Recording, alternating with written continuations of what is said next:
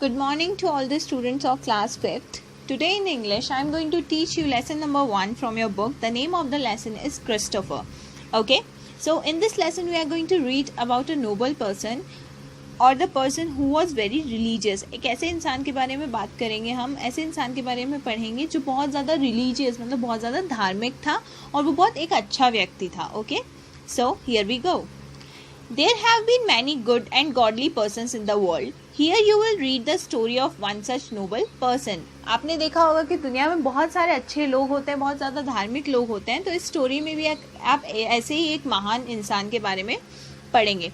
He was called Ofro. क्या कहा जाता था उसे? Ofro.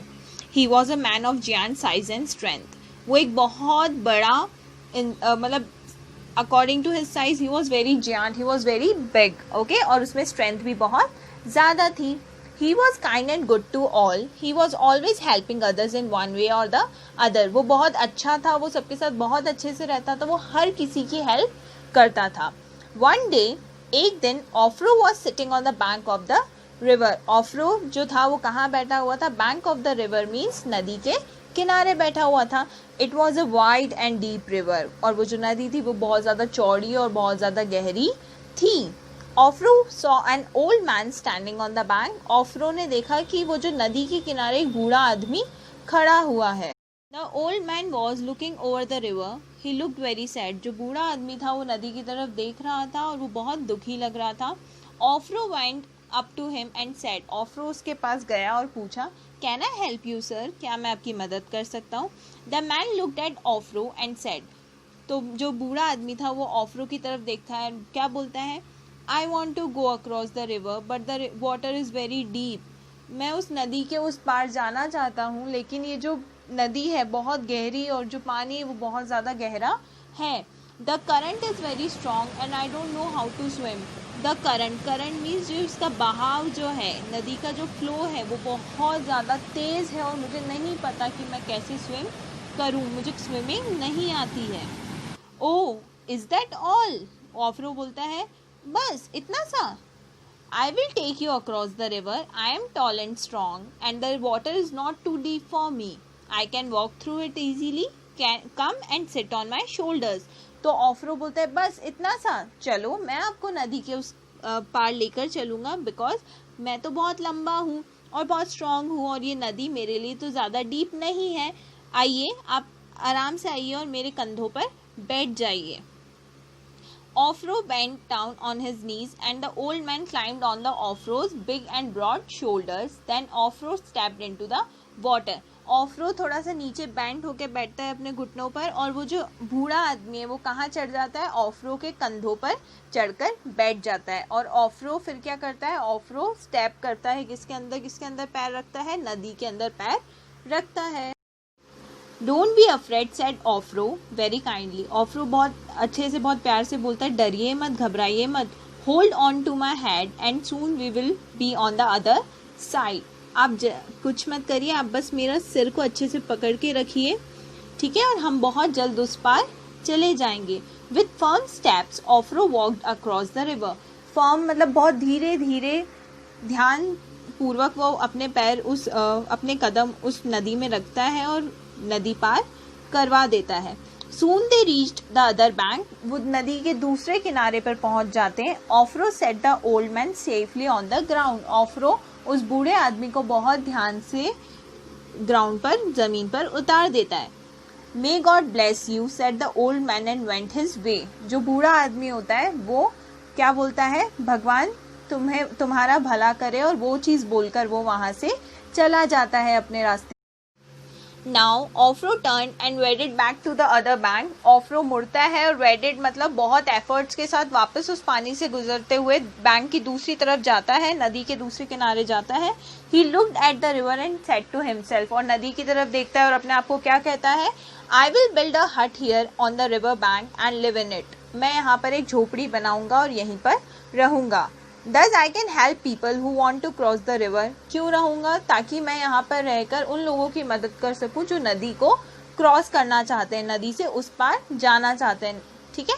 But don't know how to swim. और जो जाना तो चाहते हैं लेकिन जिनको नहीं पता है कि तैरा कैसे जाता है, जिन्हें तैरना नहीं आता.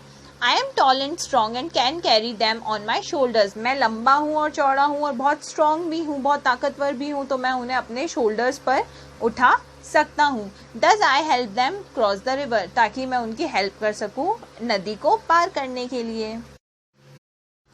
The hut was soon ready and Ofro started living in it. Every day he carried man, women and children across the river. जो हट थी वो बहुत जल्द बन चुकी थी और ऑफ्रो ने वहाँ रहना भी शुरू कर दिया था. हर रोज़ वो किसी दिन आदमियों को, औरतों को और बच्चों को वो नदी पार करने में हेल्प करने लग गया था. One night there was a terrible storm. एक रात को वहाँ पर बहुत खतरनाक तूफान आया हुआ था पानी में, रिवर में. Rough winds began to blow and the sky grew dark. बहुत तेज हवाएं चलने लग गई थी और जो पूरा आसमान था वो कैसा हो गया था, बिल्कुल काला हो गया था. The clouds thundered and the lightning flashed. और जो बादल थे वो गरजने लग गए थे, बिजली चमकने लग गई थी. Suddenly Ofro heard a voice, Ofro Ofro please take me across the river. Ofro, एकदम से ऑफ्रो को एक आवाज सुनाई देती है, ऑफ्रो ऑफ्रो प्लीज मुझे नदी के उस पार लेकर चलो. Ofro looked out of his hut. He saw a little boy shivering. Ofro अपनी झोपड़ी के बाहर देखता है, वहां पर एक छोटा सा बच्चा शिवरिंग मतलब कांप रहा होता है ठंड की वजह से. Offero came out of his hut and bent down to the little boy. Offero अपनी झोपड़ी से बाहर निकलता है और उस बच्चे की तरफ पास में बैठता है. Oh little one, he said very softly. वो बहुत प्यार से बोलता है, ओ छोटे बच्चे, कम इन टू द हट, मेरे झोपड़ी में के अंदर आ जाओ. The weather is so rough. बाहर का जो मौसम है वो बहुत खराब हो रहा है. I shall take you across the river in the morning. मैं तुम्हें नदी कब पार करवा दूंगा, सुबह पार करवा दूंगा. A sad look came on the child's face. वो जो बच्चा है वो एकदम से दुखी हो जाता है. Offero saw tears in his eyes. Offero देखता है कि उसकी आंखों में आंसू आ गए हैं. No please take me across the river right now. वो जो छोटा बच्चा होता है वो बोलता है कि नहीं, आप मुझे अभी लेकर चलिए. Offero gathered the child lovingly in his arm. Offero बहुत प्यार से उस बच्चे को ऐसे अपने आर्म्स में पकड़ता है. Don't be afraid, all right we will go right now. बोलता है ठीक है, तुम डरो मत, मैं तुम्हारे साथ अभी तुम्हें लेकर चलता हूँ. Okay. Offero put the child on his shoulders and waded through the angry river. Offero वापस उस बच्चे को अपने शोल्डर्स पर बिठाता है और रिवर क्रॉस करवाता है. Okay. When they went across the river, ऑफ्रो set the child down very gently. और जैसे ही वो वहाँ पहुँचते हैं, ऑफ्रो उस बच्चे को बहुत प्यार से नीचे उतारता है. Little one, छोटे बच्चे, he said, shall I come with you? क्या मैं तुम्हारे साथ आऊँ? It is too dark for you to go alone. अभी तुम्हें अकेले जाओगे तो ये तो बहुत अंधेरा हो रखा है. But the child said nothing. He only smiled at Ofro and walked away. लेकिन वो जो बच्चा होता है वो कुछ भी नहीं बोलता है, वो चुपचाप वहाँ से चले जाता है, सिर्फ उसकी तरफ एक स्माइल करके. Offero saw soft circle of light round the child's head. Offero उस बच्चे के सर के आसपास एक लाइट सा, छोटा सा मतलब एक सर्कल देखता है लाइट का. Okay. Now he understood everything. अब वो हर चीज समझ जाता है कि oh God, it was child Christ. उसको समझ में आता है कि जिसको वो अपने कंधे पे बिठा कर ला रहा है वो जीसस क्राइस्ट का छोटा रूप था. When people came to know of it, they gave Ofro the name Christofro. From Christofro, we get the English name Christopher. Okay? जब उन सब लोगों को पता चलता है तो ऑफ्रो का नाम सब लोग क्रिस्टोफरो रख देते हैं. क्रिस्टोफरो से हम लोगों को क्या इंग्लिश वर्ड मिला है, क्रिस्टोफर मिला है. ओके. Thank you.